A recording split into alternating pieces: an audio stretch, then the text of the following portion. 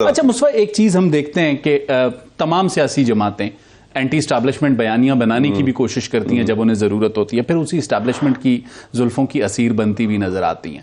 تو وجہ کیا ہے؟ ایک طرف ہم کہتے ہیں کہ اسٹیبلشمنٹ مداخلت نہ کرے سیاست میں، پھر اس کے بعد جب کبھی موقع ملتا ہے، وہ بے ادبی معاف شیخ رشید صاحب کہتے تھے گیٹ نمبر 4 سے جیسی آواز آتی ہے تو دوڑیں لگ جاتی ہیں.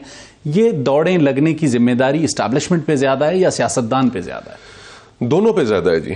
اچھا پھر اس کے اندر حالات اس طرح بھی بنے نا کہ ہمارے ریجنل حالات ایسے بن گئے کہ 40 سال تک افغانستان کے اندر پہلے USSR رہا، پھر امریکہ آ گیا، تو یہ ایسے حالات تھے کہ جن میں جو سیکیورٹی سٹیٹ تھا وہ اسٹرینگتھن ہوا پاکستان میں، اور اس کے پھر کئی امپیکٹ آئے، ہماری سیاست پہ بھی آئے، معیشت پہ بھی آئے کہ ہمیں کوئی کاروبار دھندا کرنے کی ضرورت نہیں تھی، امریکہ سے پیسے مل جاتے تھے، فوکس ہی نہیں کیا ملک کو ٹھیک کرنے کے لیے.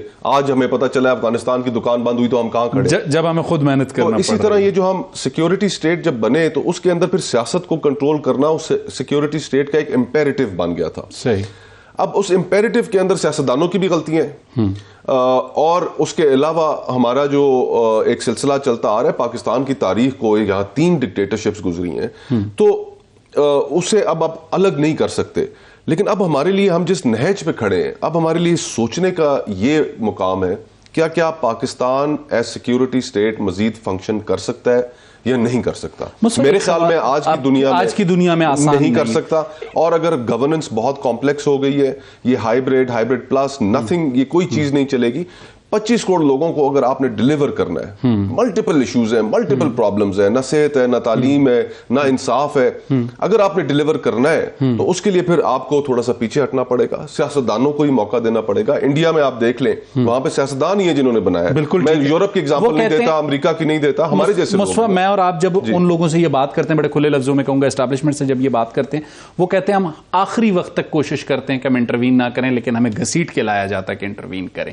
تو غلطی زیادہ تر تو پولیٹیکل لوگوں کے اینڈ پہ آتی ہے. دیکھیں نا، اب میں اس کو اس طرح دیکھتا ہوں، اگر ایک مصطفیٰ نواز کھوکھر اسٹینڈ لے کے اپنی سینٹ سرنڈر کر سکتا ہے تو یہ کام رضا ربانی بھی کر سکتے تھے بجائے آنسو بہانے کے. یہ کام اور بھی بڑے بڑے اسٹالورٹس جو سینٹ کے فلور پہ ہاؤس میں بیٹھے وہ کر سکتے تھے، انہوں نے نہیں کیا. نہیں، وہ بہت بڑا مقام ہے جی ان سارے لوگوں کا، احترام اپنی جگہ پہ، لیکن ایک اسٹیپ کی بات کروں بار طور.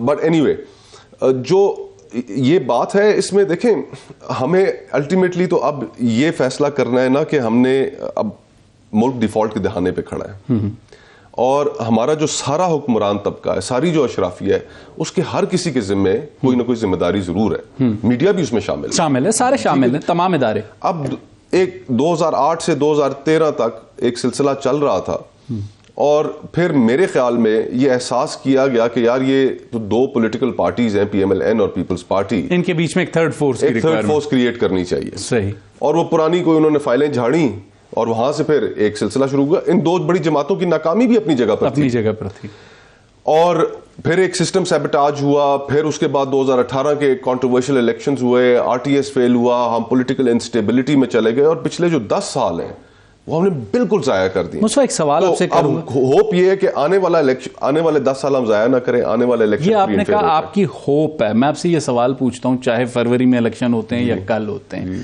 کیا گارنٹی ہے کہ پولیٹیکل اسٹیبلٹی آئے گی؟ آپ سیاسی لوگ جو اسٹوڈنٹ آف پالیٹکس ہیں یا ہم جیسے اسٹوڈنٹ آف جرنلزم ہیں، وہ کتاب کی بات کے تحت یہ کہتے ہیں کہ ڈیموکریسی، الیکشنز، یہ ساری چیزیں کتابوں میں بہت اچھی لگتی ہیں. انتخابات کی صورت میں تمام فریقین اس کے نتائج کو تسلیم کرتے ہوئے مصطفیٰ نواز کھوکھر کو نظر آتے ہیں؟ مجھے تو فری اینڈ فیئر الیکشن نظر نہیں آ رہے.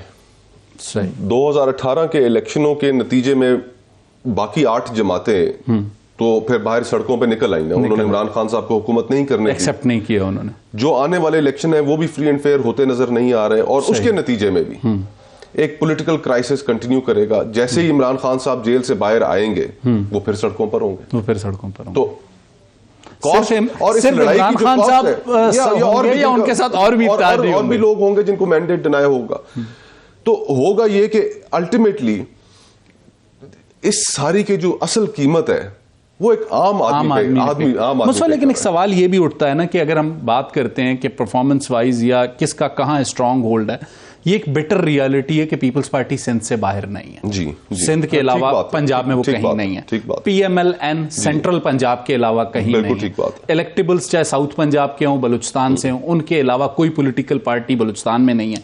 کے پی کے میں مولانا پی ٹی آئی اب تک اپنا اسٹرانگ ہولڈ رکھتی ہے, نہیں ٹوٹ پایا. یہ ساری جماعتیں جب کسی ایک صوبے کے علاوہ دوسرے صوبے میں وجود نہیں رکھتی تو یہ قومی جماعتیں ہونے کا دعویٰ کرتی ہیں اور پھر حکومت بناتی ہیں.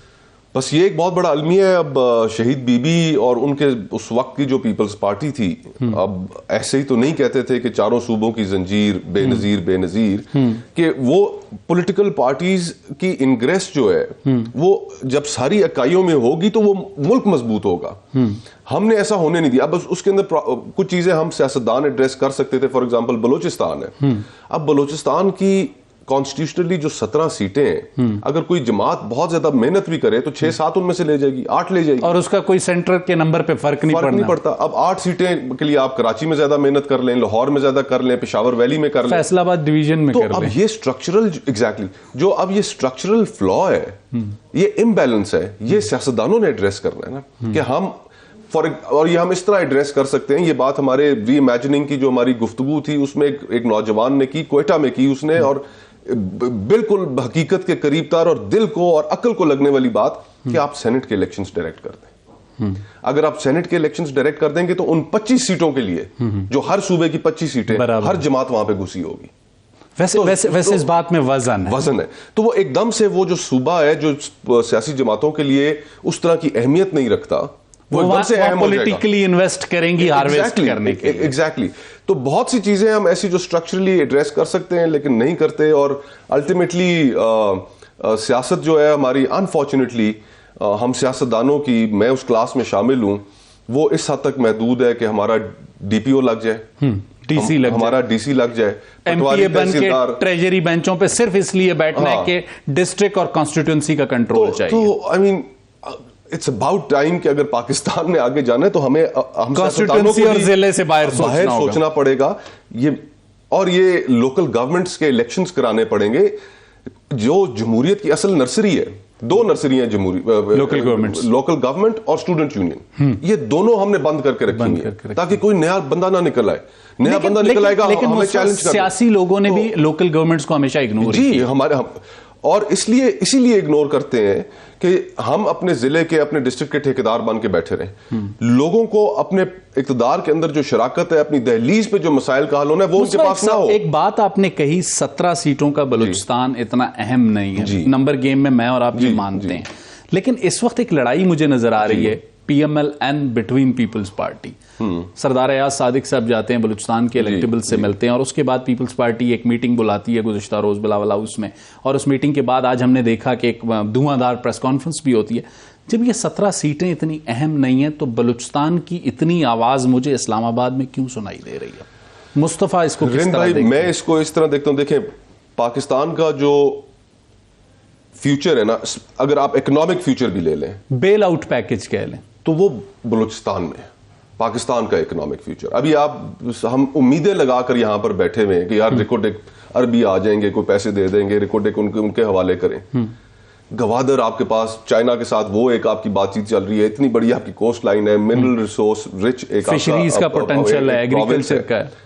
ہم ٹھیک طریقے سے چلا ہی نہیں پا رہے, ہم لوگوں کے ساتھ نہیں کنیکٹ کر پا رہے, ہم وہاں کی جینوئن پولیٹیکل قیادت کو فیل کرتے جا رہے ہیں. اور سیاست کو جو اس کی تنزلی ہے کہ جس طرح سرکاری محکموں میں ٹرانسفر اور پوسٹنگ, ایک سوال آپ یہ مجھے جملہ کہنے دیں. ہاں چلیں کہہ لیں پورا کریں. جس طرح سرکاری محکموں میں ٹرانسفر ڈی سی اور ڈی پی او کی ہوتی ہے, سیاستدانوں کی اس طرح ٹرانسفر پوسٹنگز ہو رہی ہیں.